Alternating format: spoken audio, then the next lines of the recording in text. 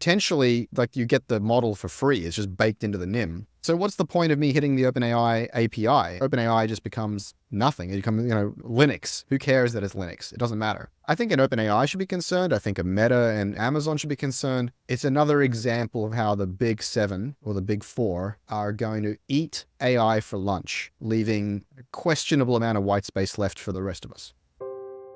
You're listening to the Startup Podcast. This is a Reacts episode. Industry insiders having frank debates about the latest tech, politics, and business news.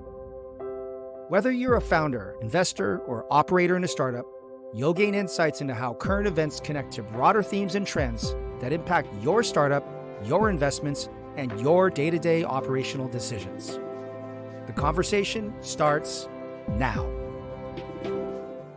Hey, I'm Chris Sard. And I'm Yaniv Bernstein. And I'm Emil Michael. Welcome to another episode of this week's Startup Podcast Reacts. On today's show, we're going to talk about the implosion of SaaS with weak guidance from Salesforce, UiPath, Cloudflare, and their subsequent massive stock market cratering. What's happening with SaaS? What should you be thinking about as a founder building SaaS products? And what does this all really mean for the future of building software on the web? We're also going to talk about NVIDIA and its potential cannibalizing of the developer platform layer, potentially risking NVIDIA, Azure, Gemini, and their business models with their NIMS product, and how OpenAI should think about this, how founders should think about this, and where really is the white space in the OpenAI, AI, GPT, large language model ecosystem. And then related to that, we're going to talk about AI recklessness with Ilya and the head of safety quitting OpenAI a few weeks ago, with an open letter published today in the New York Times from OpenAI employees and Gemini employees talking about recklessness in their businesses. Are these companies really taking it seriously, and what does it mean for the future of humanity?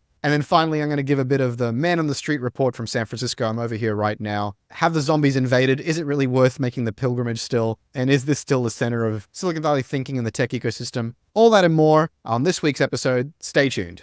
This episode of the Startup Podcast is brought to you by Vanta. I get it. You hear security and compliance and you think time-consuming and stressful. But it's critical for scaling your business. Achieving compliance with ISO 27001, SOC 2, Essential 8, or other in-demand frameworks can unlock major growth for your company, help you sell to the enterprise, and establish customer trust. And with Vanta, you can get compliant in weeks instead of months and save up to 85% of associated costs. And just for TSP listeners, you can get $1,000 off Vanta when you go to vanta.com/TSP. That's VANTA.com/TSP for the Startup Podcast. So Chris, I wanted to talk to you about YouTube because something exciting is happening there. We've just crossed 1,000 followers, and after a year of being on YouTube and not that much happening, the algorithm gods are smiling on us. And this is so exciting. It's a way for us to reach more founders. What we ask you to do today as part of the Startup Podcast Pact is to tell YouTube that we are continuing to do the right thing. Help us ride on that momentum. So a really small, simple ask. If you go to YouTube, find our channel, it'll be in the show notes, or just search for us and hit subscribe. It will make a big difference. So thanks so much as always for your support. And you get to see our ugly mugs. It's awesome. Speak for yourself, mate. Okay, so the first thing we wanted to talk about today is that we're in the middle of earnings season at the moment. A lot of tech companies are reporting, and we've had some pretty soft numbers, especially in terms of guidance, meaning a lot of companies have said, okay, we've put in these numbers, they're not bad, but we're not expecting that the next few months are going to be easy for us. And so most notably recently, Salesforce and UiPath both put in their numbers and their stocks dropped like 20 to 30%. A couple of weeks ago, something similar happened to Cloudflare. And so these are all sort of enterprise B2B SaaS, or, Cloudflare is less SaaS, it's infrastructure. But the reason I wanted to bring this up and get your guys' take is less about, I don't really care about stock market in the context of this show, but for founders, I think what this points to is that there is still a lot of softness in terms of spending. So if you're selling into the enterprise, cost cutting has just been one of those things that, once people discovered it, it's like someone discovered, alcohol. I know both of you have a drink.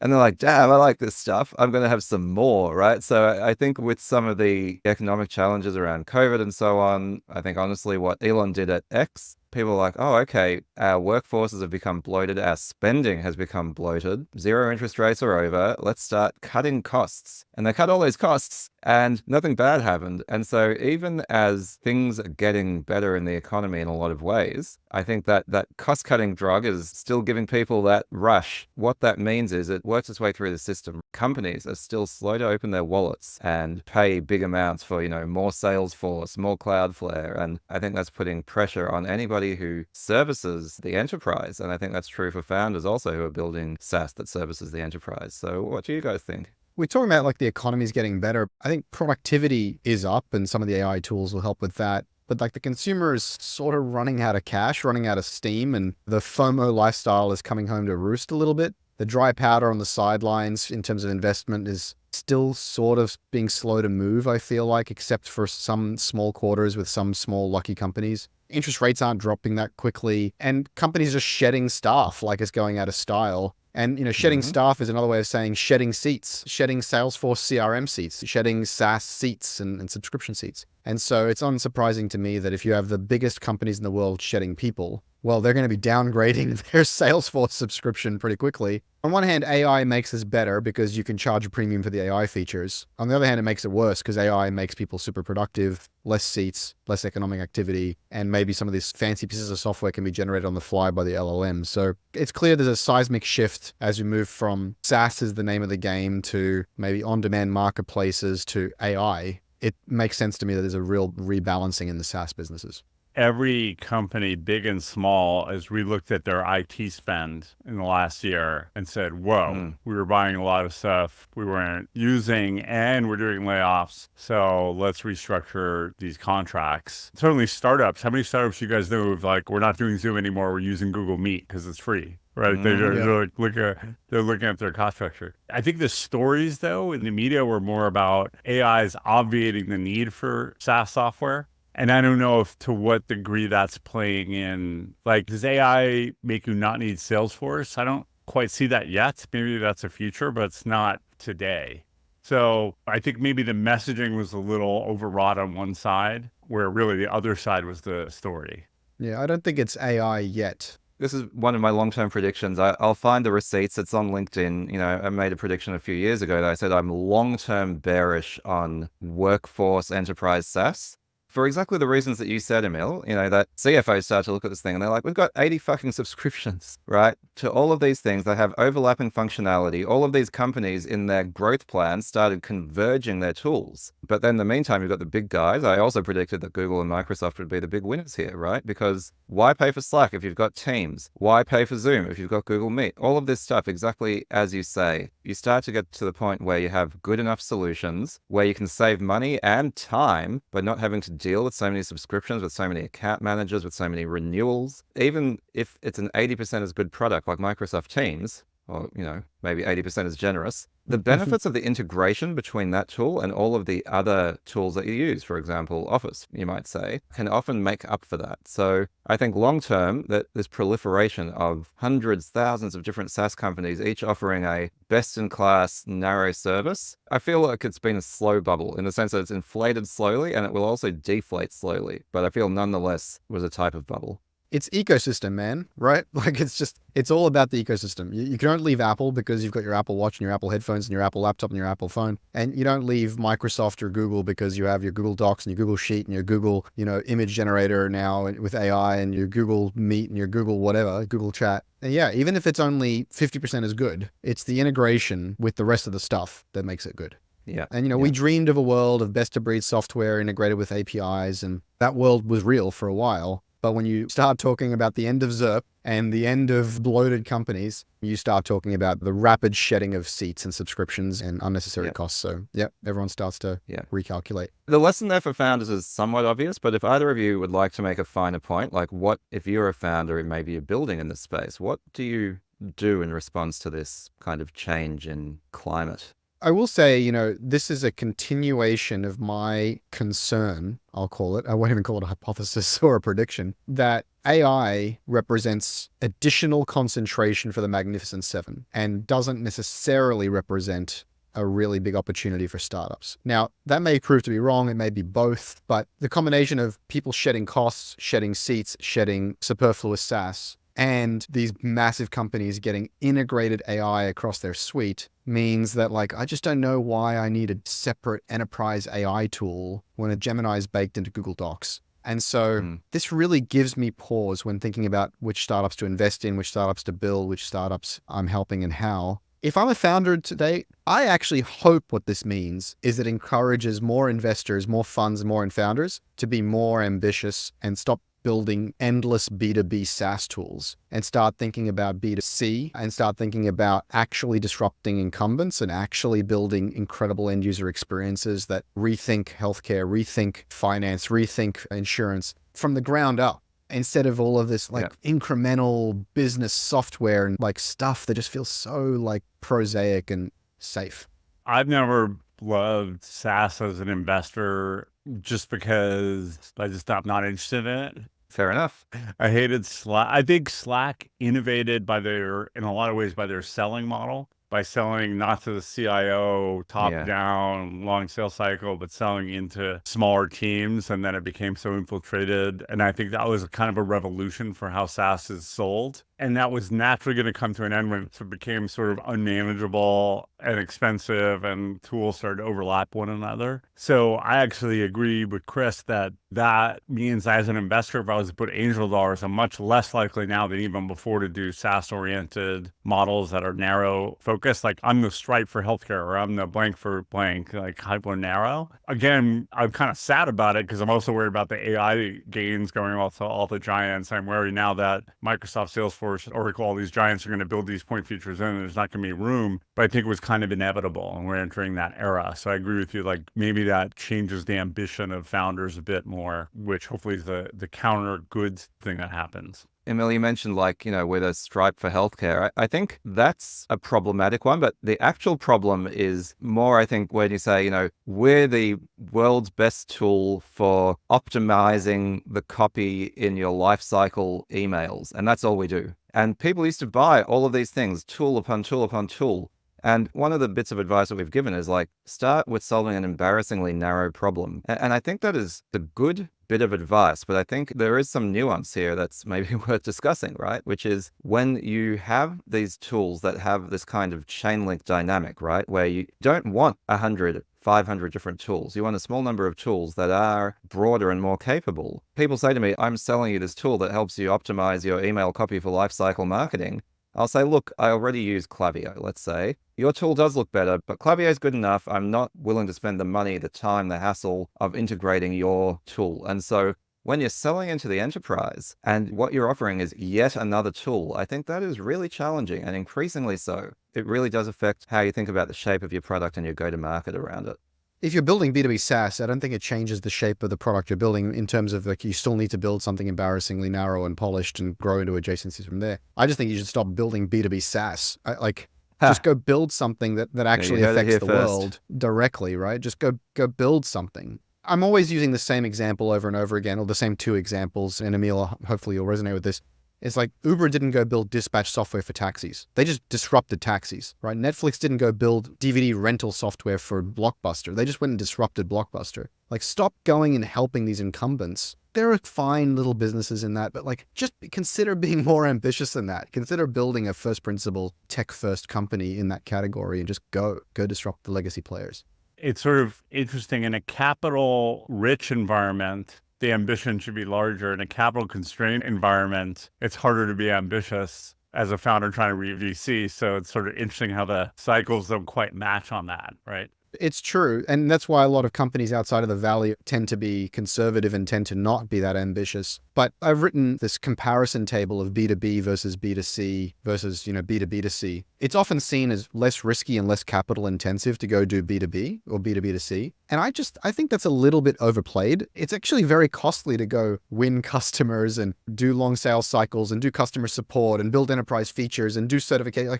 B2B, I think, is just as risky, just as costly, just as difficult as B2C. It's just different. It's a different motion, a different kind of risk, a different kind of delivery and go-to-market and business model. So I've always been a bit skeptical about the capital differences in Uber, right? Where you have to do subsidies and you have to do massive operations in the real world and all this. Certainly that's a different capital profile, but not necessarily with the kind of a more pure software play. The next topic we want to talk about is how AI is starting to play out in terms of opportunities for startups, where they should be playing, where they shouldn't be playing. And I think the main one here, Chris, that you wanted to lead with is NVIDIA and how they're starting to cannibalize the developer platform layer. So yeah, please line this one up. Yeah, so NVIDIA at the 2024 Computex keynote, which has just happened recently, Jensen Huang was up there talking about his stuff, and some of it we've already seen. But he was going deeper in this thing called NIMS, NVIDIA Integrated Management Microservices. There's like a suite of these things in all sorts of domains. They're kind of domain specific, healthcare, insurance, material science, what have you. And these are like essentially large language models, AI models that you can deploy against your domain. They're kind of pre-baked, pre-trained, and you can refine them and train them and tune them. But they're kind of like a building block you can just grab off the shelf. And if you're in material science, you can deploy the material science NIM and kind of quickly bootstrap your material science AI project or business or software. And it just struck me as like, NVIDIA has long worked its way out of just the hardware layer into the infra layer and kind of the OS layer for these things. And now they're moving up the stack into core cloud services and templates. I mean, they're really cannibalizing what some of their customers are proposing to do, including like OpenAI, Amazon, Meta, and so on, by offering these powerful, generalized, domain-specific large language models or templates or tuning engines. Jensen calls this the AI factory or the token factory. I mean, he's building all layers of the factory, from the foundation to the walls to the roof to the equipment. He doesn't seem concerned about disrupting his very large, very small set of buyers. And I think an OpenAI should be concerned. I think a Meta and Amazon should be concerned. And I think it's another example of how the big seven or the big four are going to eat AI for lunch, leaving a questionable amount of white space left for the rest of us. Why does that developer platform eat OpenAI? Because you still need an LLM behind it. So the reason this is somewhat of a threat to OpenAI is that these NIMs, they're kind of like these self-contained atomic units that have a foundation model, a curator microservice, a customizer microservice, an evaluator microservice, a guardrail microservice. And it's all baked in, and then there's kind of like a prompt in and an event out. These NIMs are like powerful little atomic units that can power your domain-specific application. Now, the LLM behind it, maybe you can plug it into OpenAI or you can plug it into whatever, but firstly, that's disintermediating OpenAI from the developer. So now the underlying model becomes kind of commoditized and you can switch them. And potentially, like, you get the model for free. It's just baked into the NIM. So what's the point of me hitting the OpenAI API? And like OpenAI just becomes nothing. It becomes, Linux. Who cares that it's Linux? It doesn't matter. And so I don't think it's a threat to OpenAI's entire business, but it is certainly a big part of what they're trying to do is become the intelligence layer for the internet. If there are developers implementing NIMs, disintermediating any particular model, and then the NIMs get their own models, their own intelligence, their own tuning, I mean, how much do I need OpenAI or Gemini or whatever? NVIDIA becomes soup to nuts, a full stack AI infrastructure player, disintermediating the other players. And those other players are their customers. And so I think that's a really interesting dynamic that they're floating with.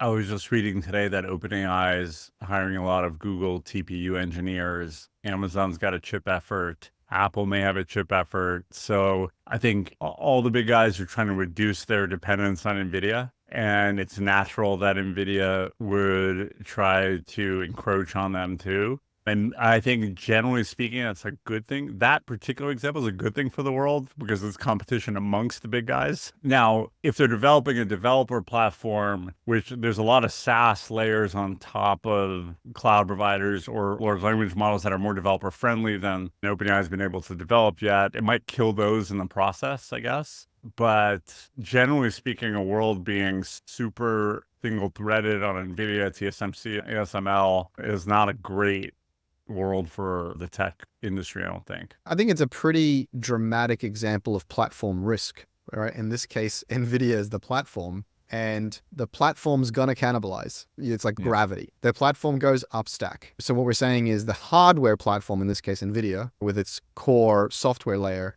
is moving up stack. And that's a threat to their customers being Meta, Amazon, OpenAI, Azure. What you're saying, Emil, equally interestingly is, well, those players are trying to go down stack, down into the hardware layer and build their own NVIDIAs. It's like you said, Yaniv, if you're going to bet on search plus AI, you bet on Google every time. If I bet on hardware plus software, I think I'd bet on NVIDIA. It's harder to spin up a fab, spin up all that architecture in physical real world objects than it is to train some models these days. And so in that battle where they're all racing to be the full stack AI manufacturing plant, as Jensen puts it, I think NVIDIA is in a really strong place. So here's my take on a new analogy I guess I'd like to try out on you guys. It might not seem very original, but it's AI being a bit like oil. And I mean it in a specific way, right? Which is in terms of how founders should think about it. This whole supply chain going from chip design, manufacturing, cloud, training, and so on, that's kind of the oil industry, right? You've got the exploration, extraction, refining, and all of that. And oil business, remember, Standard Oil, I believe, was the first antitrust breakup in the US. So the oil business is one that is very capital intensive, very technologically advanced, especially back in its heyday, right? And it very quickly consolidated to a small number of big players. And if you were like, hey, guess what? I'm going to start an oil company, that's not a very good idea. Sure, there are some niche businesses that serve the oil industry, but overall, not a good idea. You can't compete with those big guys. But does that mean that the widespread extraction of oil didn't create a lot of opportunities for new businesses? Of course not, right? Because suddenly petrol, oil-based products were available for everybody to use. And that's kind of where I wanted to take this conversation, because I think this whole AI thing is often misunderstood, where you're like, oh, okay, I'm going to start an AI company, all YC and whatever, and investing in AI companies. And I still think that's totally the wrong way to think about it. The right way to think about it is AI exists, right? It is potentially an order of magnitude, a quantum shift in the amount of energy and power and capability that is available to startups. So ultimately, in that sense, it is an input, it is a tool. And so whatever it is that you're building, even B2B SaaS or anything else, consumer products, deep tech, whatever it is, what you should be thinking about is, I'm, same as always, trying to solve real problems for real consumers, for real customers. I'm going to iterate as quickly as possible. I'm going to experiment and so on. But now I have these amazing tools available to me. And not only is it a great opportunity for me to use those, but the flip side of that is it is everyone else's opportunity too. So it's also a threat. And this is something I've seen, and I've had a couple of founder conversations this week where it really hit home for me, where I'm like, the way to be thinking about AI as a founder is I have the opportunity, but also now the requirement to be a lot faster and a lot more ambitious, really. Whatever was a reasonable pace of execution a year ago is no longer acceptable. I saw a tweet just the other day, I can't remember who it was, but it was from some VC saying that in their portfolio, they reckon about 3 or 4% of startups have really cracked how to use AI in their workflow, in their product development, and they are going to come for everybody else. And so what I take away from this for founders is, if you're talking about your AI-powered product on your marketing landing page, that's all wrong too. Because AI is an input, right? You don't talk about how iPhone is produced by a factory that uses oil. No, you talk about its great fucking features that were possible because of fossil fuels. And so I think that's really what it's about here. And if I'm a founder looking at AI, that's how I think about it. That's what I'm recommending the founders I work with to do. There's a lot going on. It's all shifting sands. And I think what's interesting for me in this topic is, even amongst the biggest of the big players, where you would expect a sort of stratification between NVIDIA and a Google or OpenAI, that stratification is being diluted. And they're now starting to eat into each other's layers. I didn't quite expect that from NVIDIA this early in the game. And I guess that's my bad. I think Jensen is very ambitious, and that team is very good at executing. And it seems like he's okay to maybe poke the bears, poke his customers a little bit, and start cannibalizing their differentiation. I think that's quite an interesting bet that he's willing to make. But what he's not said I'm building some big gargantuan LLM that's as capable as ChatGPT. He has not said that he's investing in distribution channels like Google naturally has, or Apple naturally has, or Microsoft naturally has. So he's not gone all the way yet, No, but right? He's not trying to, I don't think he's interested right now to create the NVIDIA LLM, but he is building all of the scaffolding and all of the middleware and all of the training and all of the tuning and all of the tooling so that anyone anywhere can build their own LLM. Yeah. Which completely commoditizes and disintermediates OpenAI and Gemini and Google. And so he's going to all the sovereign teams, all the countries, and all of the massive pharmaceutical companies and material science companies, everything. He's like, those guys are coming for your lunch. You all need to be my customers, and you all need to be building your own. That's his bet. He wants all the flowers to bloom. Let's talk about it this way. If you're Jensen, you currently have massive concentration risk in your business. You have 7 customers. That's it. So his agenda is to turn that into 707,000 customers, big, heavy-duty customers globally. And so he's building all of the infrastructure to bring those customers in and empower them to compete. And I think that's a really, really smart strategy. It's not necessarily aligned with his customers, his current 7 customers, but I think it's incredibly clever for him to do that because he needs to de-risk his own business.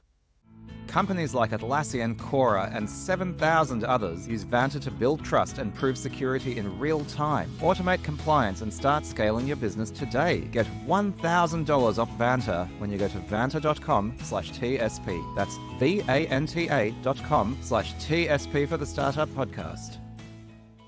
This leads us to our next topic. So there's huge amounts of competition, of course, and jockeying for position in this AI world. There's, of course, the concern of acceleration, of takeoff, of recklessness, of a lack of safety. This has been discussed week in and week out in the topic of AI. A few weeks ago, Ilya left and the head of safety quit and others quit, all at OpenAI, leading people to speculate like, hey, what's going on over there in the category of safety? And now, I think just now, as we started recording, there's been a release in the New York Times where OpenAI insiders and former OpenAI employees and Google current and former employees have signed an open letter criticizing the recklessness and the lack of safety controls and the rush to commercialization and competition in the AI space. And so this has been going on for a while, right? This is the reason Sam Altman got fired, is the board did not believe that he was taking things seriously. It's the reason why Ilya and the head of safety left a few weeks ago. And now these guys are posting an open letter in the New York Times. I mean, what do we make about this? Is this just, when we were at Uber, Emil, like people just loved to go outside the tent and piss in. They just would love to talk about, we're doing this, we're doing that. And these narratives would emerge that when you actually look at them and you actually pair them back to the real facts, we're sort of full of shit or we're just someone's opinion. So this might be some group of people in the safety team who think that the entire business and the entire product strategy should be about safety and should go through 70 safety gates. And the product team is like, no, we don't need 70 safety gates. We need 20 safety gates. And the head of safety is like, you guys aren't prioritizing safety. And you can just imagine that these people have a certain perspective and they're just reacting to their own myopic worldview. I think it's just as likely that as anything else. What do you guys think? When has regulation slowing things down ever worked in the history of mankind? We're like, thank God this never happened because of this technological advance. And yeah, okay, this is different. Blah, blah, blah. But I fundamentally worry that no commercial enterprise will do a good job regulating themselves because competition will force them to not. And there'll always be one player, XAI, who's not, although Elon's like been more safety oriented than Sam, but Elon's had more safety rhetoric than Sam. Fair enough. But I use Grok AI. It just hasn't hit the zeitgeist yet in terms of the outputs of Grok. But I guess I wouldn't rely on any one company to do it themselves because I think the profit motive would deteriorate that. And I think there's a worry that China won't have those things and will exceed us. But they also are about ham-handed government officials writing stupid crap like it was in that executive order. Like if you're using this many teraflops, I don't know if you read the draft California law. It was absurd. Totally absurd. You had to predict the consequences of what the AI models put out. You had to apply to some Civil Rights Division of California for permission. It taxed your worldwide revenues. It was off the charts. So who's the complaint to about safety? Who are you complaining to? Well, they're complaining to the public, presumably. Great. So what does the public do about it? I think this is a valid and important question. Here's where I agree. First of all, I think the idea of companies self-regulating, taking responsibility for safety themselves is never going to work for the reasons that you said, right? Which is that the least responsible companies are the ones that are going to end up winning. So the incentive structure of the corporation is not around self-regulation. That is not a bug, it's a feature, which is why you have government regulations. And I am not anti-government regulation in principle, right? If you think about seatbelt laws in cars, airbag laws in cars, in fact, automotive safety is a great example of effective government regulation. Now, I also agree that AI is a lot more complicated than cars, and a lot of the proposed regulations are not effective regulation. They don't effectively balance the safety needs of the public with the benefits that come from progress and so on. And so the question, which is not a rhetorical question, it's a real and difficult one. What does good regulation look like? You don't want to throw the baby out with the bathwater and say, because the current regulations are bad and because companies cannot regulate themselves, that there should be no regulation of AI safety. No, I just don't know what that looks like. I agree. I don't disagree. I want to have faith that there could be rules of the road by a government that are smart, like the ozone stuff that we had in the 90s, the Clean Air Act, some of those seatbelt laws, airbag. Like, I guess I have less confidence that I look around and see any proposal from any major government that I say, you know what, that's pretty smart. But that doesn't mean I would wish that. I do wish it. Yeah.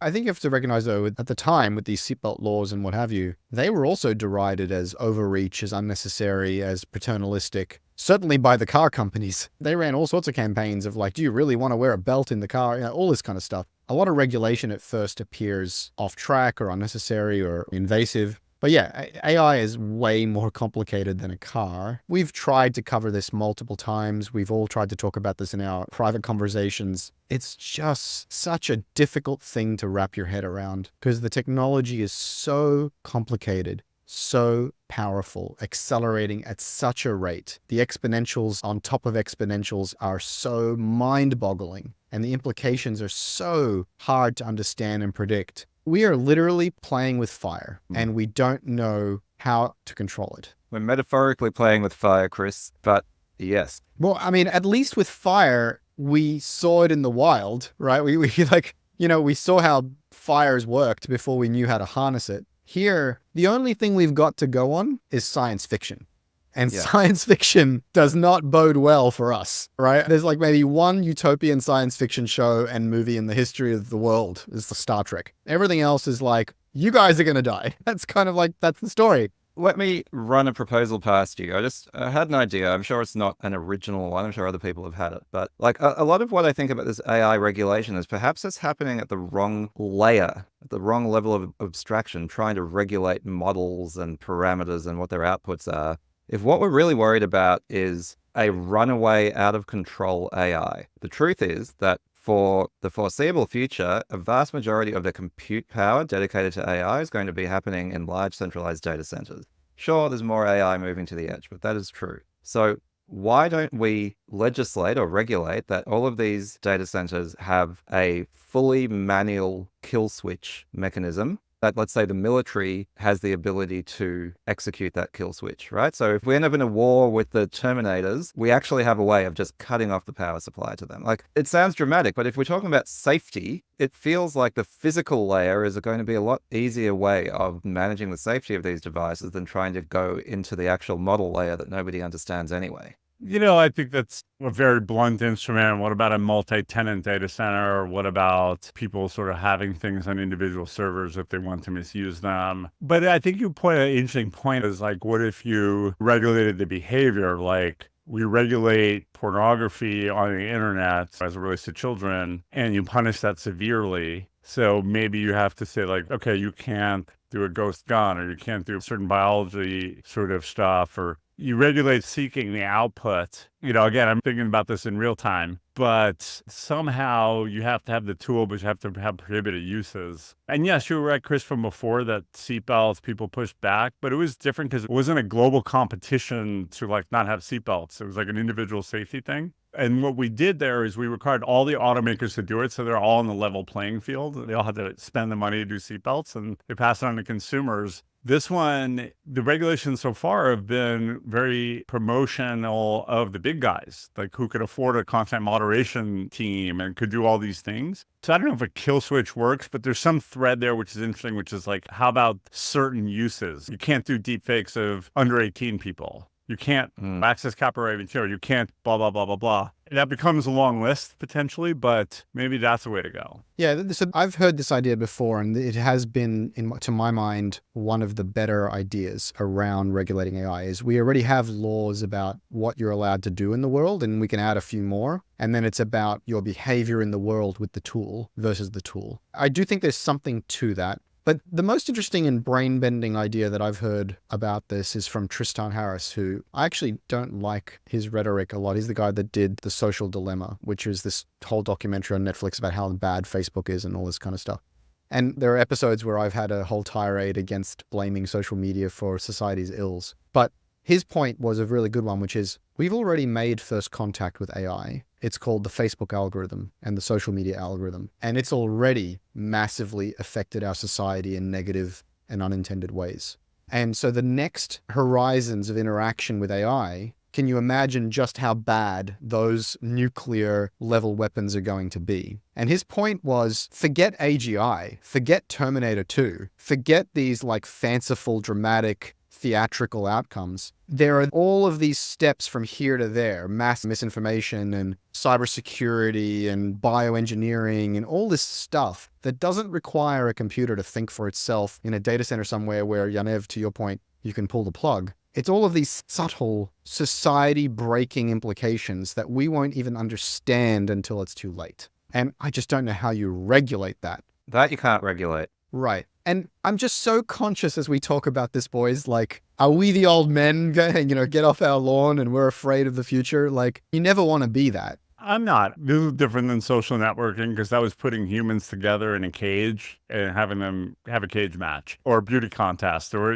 various forms. This is a little bit more gleaning knowledge. And I think the risks from this are, number one, gleaning knowledge that we don't want everyone to have, like how to build a dirty bomb or how to create a new virus. Those are existential risks. The other risk that's actually knowable is the mass potential unemployment that happens in a chunky way. Like, I'm an optimist in the long run that to the extent there's displacement, I believe that generally well-run economies will absorb work for those people, but there will be rocky moments. And look at all the Indian outsourced call centers. That might just get hit like a bomb from a displacement standpoint all at once. It may be recoverable for that population, but it's going to have, step function sort of changes. So I feel like if you could solve problem one, which is the existential weird thing that gives small number of people immense power over larger because they could get access to building things that are dangerous for humanity. The unemployment thing, I think that is solvable, and I'd take that risk. Yeah, it's so funny because firstly, you talked about people in a cage, having a beauty contest. I mean, we're all on this cage called planet Earth. Oh, that's beautiful, Chris. These countries are fighting it out for political and military dominance. We're in a cage battling it out using AI tools. And there are so many layers of safety concerns. And I feel like these guys that are talking about alignment and safety are talking about what answers the LLM will give you. But they're not talking about mass unemployment and societal disruption. No. And they're worried about like runaway AGI. Like they're quite specific about that, right? They're concerned about the chatbot answering the wrong kind of question all the way through to runaway AGI. But I don't see them concerned about entire call centers being hollowed out, entire knowledge workers being hollowed out, entire economies being hollowed out. And so when we talk about safety, to your point, Emil, there are so many vectors of danger here at so many layers and levels of society. I don't think any safety team anywhere or any regulation anywhere is going to be able to contemplate that. We're kind of trying to make sure the frosting is fat-free and the whole cake is made up of calories. My final point on this is it was inevitable. Like, you can enjoy the drama of Ilya and the head of safety and the others quitting, but as soon as OpenAI and AI in general became a massive industry force, there was no way they were going to stick around. It's just, that is the rules of the game. It's like the laws of physics dictate that there will not be powerful safety teams inside AI companies. I truly believe that. I would say, I think they will have powerful safety companies or large safety teams. I think the scope of their authority will be limited. Well, then they're not powerful. I mean, maybe they're not powerful by definition then, but I think people like Ilya also are somewhat purists. They're researchers, they're academics, they're curious about the limits of the technology. They didn't join OpenAI as a research company to build a product company. I think there are always people in the early teams, not always, but often, who are like, I didn't sign up for this shit. That's not what I wanted to do. And so there's a cultural mismatch and they just they step away, whether it's safety or otherwise. Did you have any final words on this topic, Emil? My final words are, I feel like the world can handle It's not like totally anything we've never seen in terms of unemployment. It may take a lot of money, maybe at a scale we've never seen before, but it's not like unknowable. How do you protect against the Lone Ranger who invents a bioweapon, which is what I hear Eric Schmidt talk about all the time? I don't know how to do that, but that's a thing. And then the AGIs talking to AGIs or whatever, the superhuman intelligence where they can control us. I mean, I don't know, maybe you do need a kill switch at OpenAI, not at the data center level. Or, that is so esoteric to me that I know the paperclip problem, I've read that and all, but I don't know how you regulate that. All right, let's go to the last topic. All right, Chris, so you've been in SF for the last week or so, and you're spending a bit of time there. I know you've been going around, seeing the sites, connecting with people. What's your read on what's happening on the ground there, and what's the atmosphere in the headquarters of World Tech? Yeah, so, as probably most of the audience knows, I was living in Silicon Valley and in San Francisco for about 12 years back in 2007 to 2018, 19-ish. Pre-COVID, loved it here, but ended up coming back to Australia for about 5 years. So I've come back to, reconnect with friends, reconnect with my network, reconnect with some companies. It's been super interesting because if you believe the news, right? Post-COVID, the whole place is cratered. Apocalypse has occurred. There are homeless everywhere. People are dying. Fires falling from the sky. It was certainly pretty bad. Maybe about a year or two ago, I think people all agree that people I've spoken to that there was like a lot of homeless encampments and things were really hollowed out. But as of right now, as of recording, what are we, June 4th, 2024, I think there's been a real concerted effort to find homes, relocate, otherwise clean up the streets. I would say there's probably no more than maybe 150% of the homeless that there was when I was here. So there's maybe a 50% bump. There's certainly been a kind of a cratering of the retail spaces. There's maybe only 20-30% of retail is populated, especially in like the Westfield on Market Street. It still feels a little bit like a ghost town there. So it's not at its fighting force, but it's definitely not a zombie apocalypse. But I'll tell you what, in terms of the energy, the enthusiasm, the brilliant people doing brilliant things, gathering in coffee clubs and gathering in co-working spaces and in offices and having meetups and having co-working spaces and having events. I mean, it is like 2007, 2008 all over again. Extremely exciting, extremely high energy, extremely frothy. There's some $1.3 trillion apparently on the sidelines ready to come in and get invested. Property prices and rents are going up. Vacancy rates are going down. It is the beginning of a big, big cycle. And I came in 2007, 2008 at the beginning of the last cycle. This is 2007, 2008 again. And so if you're thinking about coming out here, and you really should if you're building a tech startup, it's hard to explain how important and vibrant and incredible being out here is. It just really is, unless you come out here. And so if you're building a tech startup and you're considering coming out here, I would strongly encourage you to follow that instinct and come out here and check it out for yourself and stay for no less than 2 weeks, better for 4 to 6 weeks, and really live it, breathe it, and make some friends and see if it's a place you might want to stay. Thanks for the report, Chris.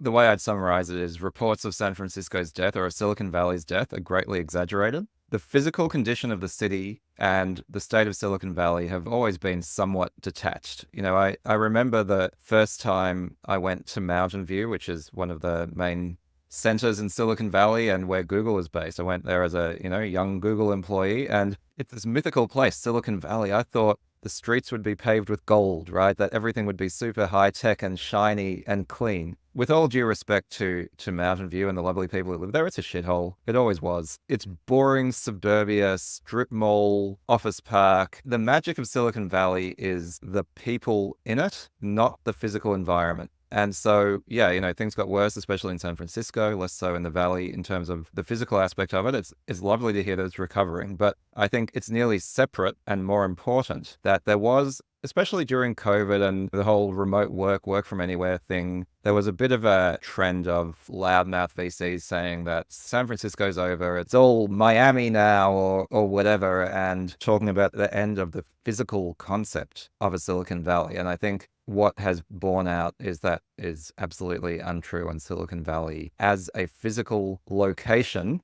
is as important and as vibrant as ever. Yeah, look, I agree with you that it's absolutely about the people. I agree with you that Mountain View, Palo Alto, some parts of the city are really surprising. Very underwhelming places. Very underwhelming. Yeah. I was like you, expecting gleaming buildings and gleaming streets. Some of it is really very underwhelming. I will say, though, that some of what I've learned here is actually that amongst the top 10 cities in the US, San Francisco apparently is now ranked as the safest. I would say downtown has always been sketchy and continues to be a bit sketchier. But actually the neighborhoods, like I'm in Hayes Valley right now, the Marina, Pacific Heights, they're actually quite beautiful. There's no homeless, none of that. It actually feels like really beautiful, quaint little suburbs. And so that's not too bad. And then I also will push back on this environment thing. I think part of the attractiveness of California, I think, in San Francisco is, even though the city is cold, because it's kind of like an air conditioning system from the bay, in a beautiful sunny day, it's still warm and wonderful. But you drive 20 minutes down the one, you're in California beaches, incredible white sand beaches. You drive maybe an hour and a half north, you're in wine country. You drive 2-3 hours northeast, you are in Tahoe and in the snow. The environment here, as far as the US goes and as far as places go, is diverse. It's beautiful. Kind of everything you would want is within 1, 2, 3 hours of San Francisco. Yeah, don't get me wrong. It's a nice place to live, but that's not the point of it. Well, I think that it's part of the reason, though, that this kind of gold rush swirled around it, though, because a lot of people went like, we're going out there, it's beautiful. And then the Silicon Revolution happened, and the internet, then whatever. Maybe, but on the other hand, like I said, there was particularly, guys like Keith Raboy and other loudmouths on Twitter were like pushing for Miami to be the new Silicon Valley, because they were like, Miami's better. It's a better place to live. It's more vibrant, whatever. Now, whether you agree with that or not, I have no opinion. It's completely missing the point, right? People don't decide the mass of Silicon Valley, the history of it. You can't just say, oh, there's a nicer place to live. Let's move Silicon Valley over there. That's irrelevant. Yeah. It is there because it is there. Whatever the original reasons were are no longer relevant, right? It is there because it is there. And, it sort of reminds me of New York. Like every couple of decades, people are like, oh, New York's dying. New York never dies either, right? And Silicon Valley it's the New York of tech, if you want to think about it that way. New York is like the most vibrant metropolis on earth, and Silicon Valley is that for tech. Yeah. And always will be, or until there's a major global shock. Yep, that's right. Now, we're going to probably release a bonus episode with some of my reporting on the street, just very casual Instagram stories. We'll turn into some audio clips, some interviews with founders over at Shack 15 and other places where some of the energy is going. And we'll dig much deeper into this topic. Boy, it's hard to describe to people who are outside the Valley, including myself. After 5 years, I started becoming a little skeptical about was it really that good? Is it really that necessary? It's hard to describe the density and quality of the network. And I'm only been here 4 or 5 days. The number of serendipitous encounters that I've had, the quality of the conversations, the rooms that I've been in, without trying particularly hard, are difficult to describe and impossible to calculate in terms of their value. And so I just want to encourage everybody listening. We talk about democratizing the principles and mindset of Silicon Valley for the rest of the world, and we do that. And I think we do a good job of that, Yaniv, if I do say so myself. One of those principles is that Silicon Valley is very important. Very, very important. Do not miss that trick. Come here, spend some time here, build a network here, consider moving here, your own circumstances considered. It is ground zero for all of this stuff we talk about on the show. Don't pretend like you can stick your head in the ground and just stay where you live and ignore it. It's important. All right. That's the pod. All right. Emil, how can people find you on the internet? I'm on X, formerly known as Twitter, at Emil Michael. I am mainly on LinkedIn, Yaniv Bernstein. I'm also on Twitter, officially known as X, at @YBernstein. That's where I put my less palatable, spicier takes, so you can follow me there too. How about you, Chris? Yes, I'm Chris Sard on all the social media, or check me out at chrissard.com and chrissard.com/newsletter. All right, guys, we'll catch you in the next one. All right. Thanks, folks. See you later. Bye-bye. Today's episode of the Startup Podcast was brought to you by Vanta. To sell to the enterprise, proving security is essential. Vanta allows you to breeze your way through to SOC 2, ISO 27001, or Essential 8 compliance and unlock major growth for your company. Go to vanta.com/TSP today. That's VANTA.com/TSP for the Startup Podcast to claim your $1,000 off.